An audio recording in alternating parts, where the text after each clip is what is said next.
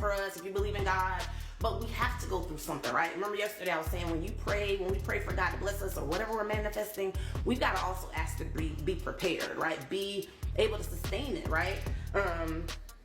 And I love that though. The process comes before the promise. To me, that just means that you've got to be prepared. I always say that preparation, when it meets opportunity, what does that equal? That's success. You know, so whatever you're working on, remember we talked about our goals and stuff yesterday, whatever you guys are focusing on, guess what? If you're not preparing though, when that opportunity falls in your lap, it may be a missed opportunity. So we always got to be ready, y'all. Always be ready.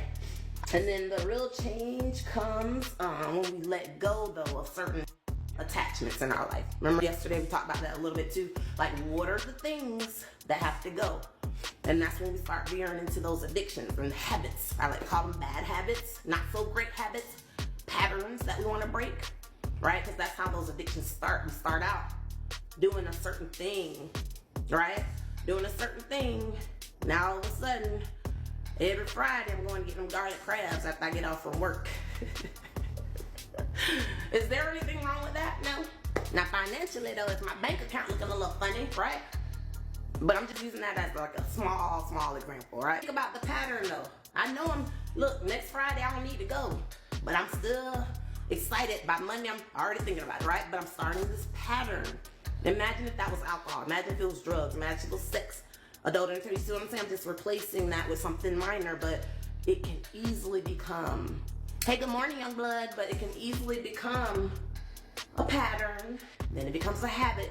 And when it becomes an addiction, y'all, it's out of our control. Now we're responding to this thing, right?